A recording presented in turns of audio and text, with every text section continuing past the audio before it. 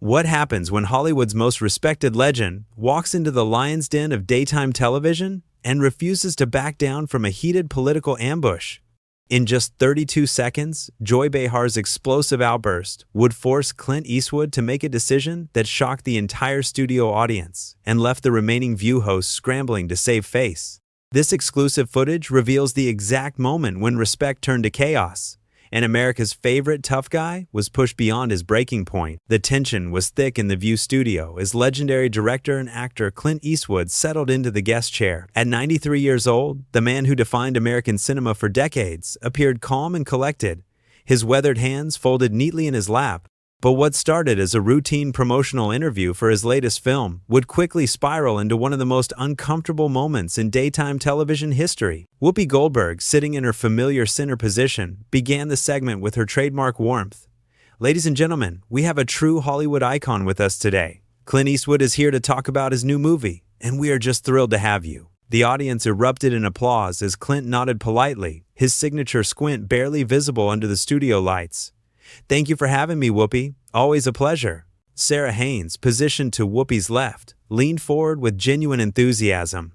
"Clint, your career spans over 60 years. What keeps you motivated to keep making films at this stage in your life?" Clint's voice carried that familiar gravelly tone that had captivated audiences for generations. "Well, Sarah, I think as long as you have stories to tell and the energy to tell them, you keep going. Age is just a number when you're passionate about your craft."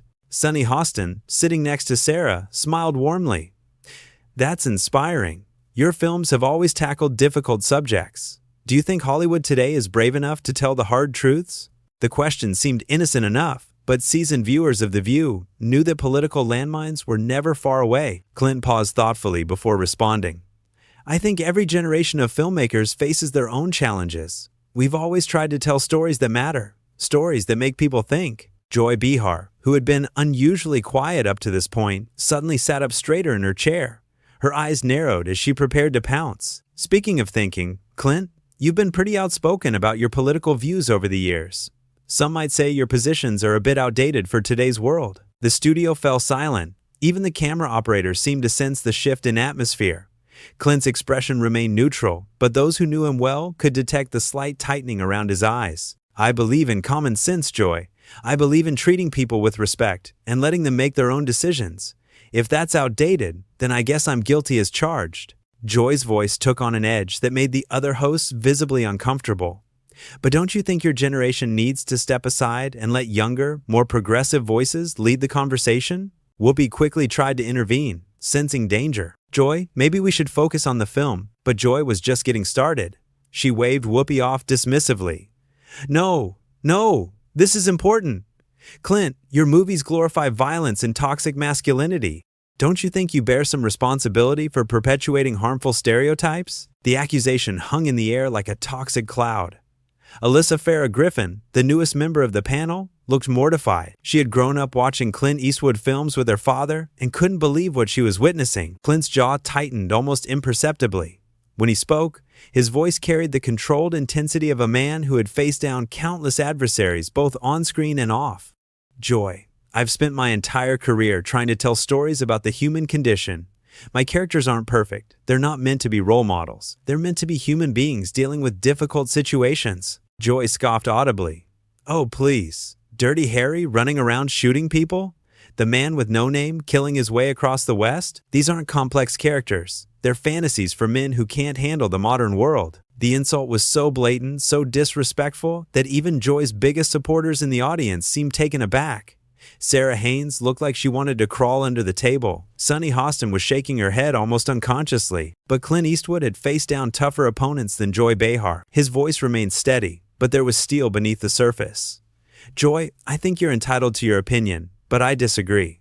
My films have always been about consequences. When someone chooses violence, there are always consequences. That's not glorifying anything, that's showing reality." Joy leaned forward aggressively, her voice rising. "Reality? Your reality is a world where problems are solved with guns, and women are either victims or prizes. That's not reality. That's a male power fantasy that has no place in 2025. The numbers seemed to echo in the studio. Whoopi was frantically trying to signal the producers to cut to commercial, but Joy was beyond anyone's control now. She had found her target, and she wasn't backing down. Furthermore, Joy continued, her voice dripping with condescension, maybe it's time for dinosaurs like you to admit that your time is over. The world has moved on, and frankly, so should you. The word dinosaurs hit the studio like a physical blow. The audience gasped audibly. Even Joy's biggest supporters seemed shocked by the personal nature of the attack. This wasn't political debate anymore. This was character assassination on live television. For a moment that felt like an eternity, Clint Eastwood sat perfectly still. The camera zoomed in on his face, capturing every line, every weathered crease that told the story of a man who had lived through decades of Hollywood politics, personal attacks, and professional challenges. But this was different. This was a direct assault on his character, his legacy, and his right to exist in the modern world. When Clint finally spoke, his voice was quiet but carried the weight of mountains. Joy, I've been called a lot of things in my 93 years. I've been criticized by critics, attacked by politicians, and dismissed by people who think they know better. But I've never sat in someone's house, as their guest, and been called a dinosaur who should disappear. The studio was so quiet you could hear the cameras whirring. Joy, perhaps realizing she had gone too far, tried to backtrack. Well, I didn't mean it personally. I just meant that your brand of filmmaking. But Clint held up one weathered hand, and somehow that simple gesture commanded more respect than all of Joy's shouting. No, Joy, you meant it personally. You looked at a 93-year-old man, a guest on your show, and decided that the best way to make your point was to suggest that I should just go away and die quietly. Alyssa Farah Griffin found her voice, speaking with obvious emotion. Clint, I want to apologize on behalf of anyone who values respect and basic human decency. What you've contributed to cinema and American culture is immeasurable. Sunny Hostin nodded emphatically. I agree completely. This conversation has taken a turn that I'm not comfortable with. But Joy wasn't finished. Something about Clint's quiet dignity seemed to inflame her further. Oh, spare me the wounded hero act. You built your career on violence and now you want to play the victim because someone finally called you out on it? Sarah Haynes looked absolutely mortified. Joy, please, this isn't right. Joy whirled on Sarah with barely contained fury. Don't you dare tell me what's right, Sarah. This man has influenced generations of American men to think that violence is the answer to everything, and now he sits here acting like some wise old sage? Whoopi had given up trying to control the situation. She sat back in her chair, looking defeated as her show spiraled completely out of control. The producers were frantically gesturing from behind the cameras, but Joy was beyond anyone's reach now. Clint's voice cut through Joy's tirade like a knife through butter. Joy, you want to talk about influence? Let's talk about influence.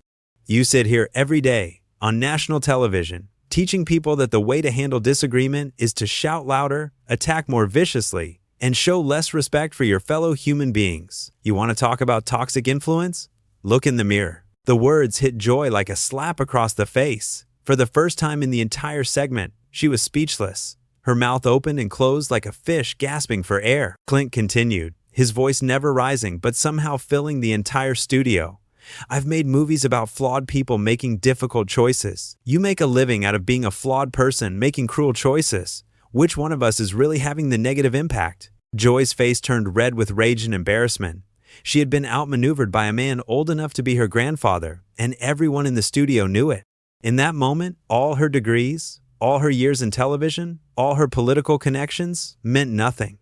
She had been exposed as exactly what Clint said she was. How dare you, Joy sputtered, her voice cracking with emotion. How dare you come onto our show and lecture me about cruelty when your entire career is built on celebrating it? Clint stood up slowly, his movements deliberate and dignified.